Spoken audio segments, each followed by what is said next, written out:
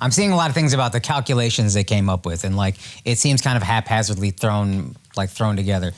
Can you explain that? Is that true? What do you think? I think the way they did it was very clever. They made one mistake, which is in language, which is they put the word reciprocal, and they should have put the word proportional. Mm-hmm. So, Akash, if I sell you $1, yeah, and you send to me $5, mm-hmm. the right way to think about what a tax would be, well, there's a $4 differential, so let's make it proportional to how much I'm giving you and you're giving me. The formulas that they used were proportional formulas. It got caught up in all of this like English language semantic nonsense. Got it. Okay.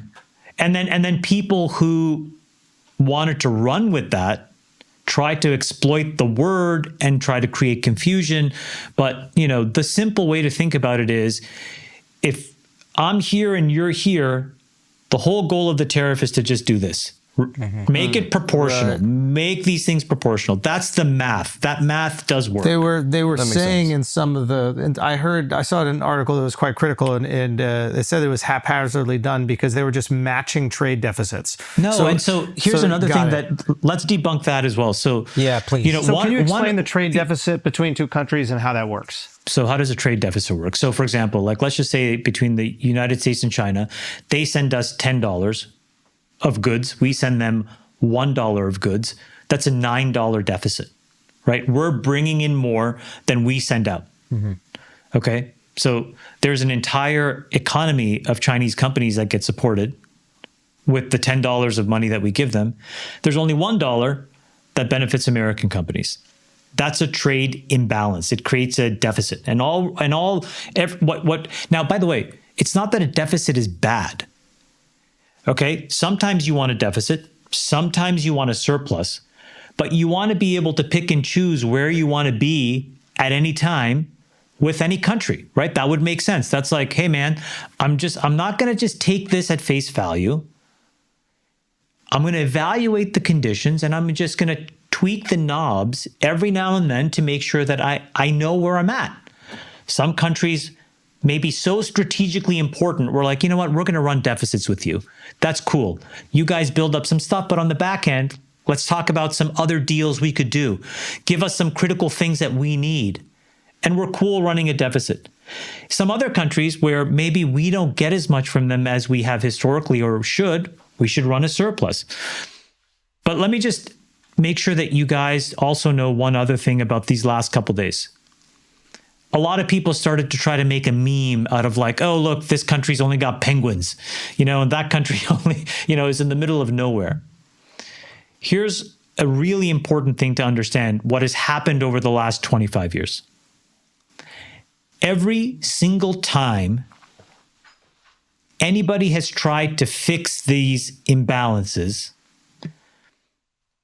what companies were able to do was just to go to a different country that wasn't affected and basically mule their way into America. Okay. So if you levy these taxes on every single country, they won't be able to do that. You close all the loopholes. Got it. So it seems like an imbalance when you throw it on Lesotho, but you're really doing it as a preemptive measure so that all the manufacturing doesn't go from Cambodia to Lesotho overnight.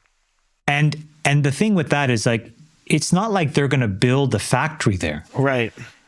They may just use it as a way station, the plane lands, hop, skip, and a jump. Now you get a form that goes, boom, made in Lesotho, boom, to the United States. So you make it in China, send it to Lesotho. We buy it from Lesotho. There's no tariff on Lesotho because, wow. Yeah, the specific thing that really happened that exposed this was, again, in COVID, and just a little bit before, Mexico became like an enormous way to kind of work around a bunch of the Chinese tariffs.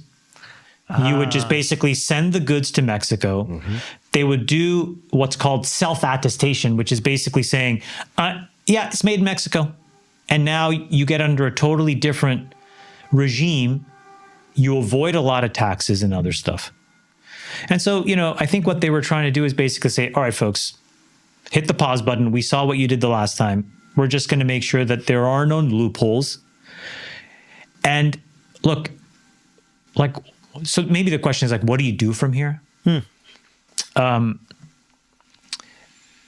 Like in Godfather, there was like that scene where like all the families come together and they're basically trying to like negotiate, like, all right, what's the detente? And like Michael Corleone runs that. It's not a perfect analogy, but I think what's going to happen now is there is an opportunity for all of these world leaders to have a very different conversation. And here's what I mean. We pay a ton of money into all of these like globalist organizations. WHO, World Health Organization, supposed to do some healthcare stuff. NATO, supposed to do a bunch of defense stuff. The United Nations, supposed to do a bunch of governance stuff. IMF, supposed to do a bunch of money stuff. World Bank, supposed to do a bunch of other money stuff, right? We pay into these organizations massively. And it's not clear that any of this shit works. Okay, just to be honest. And so there is an opportunity to sort of say, hey guys, if we were just starting this club in 2025, what are the rules of membership? What would the expectations be? What are you going to do? What am I going to do? What are you going to pay? What am I going to pay? But right now, again, it's kind of like you go to dinner, Andrew pays. We're like, we'll Venmo you tomorrow. Money doesn't show up. And you're just like, guys, this is like, after years of this, you're just like, okay, come on, stop the madness here.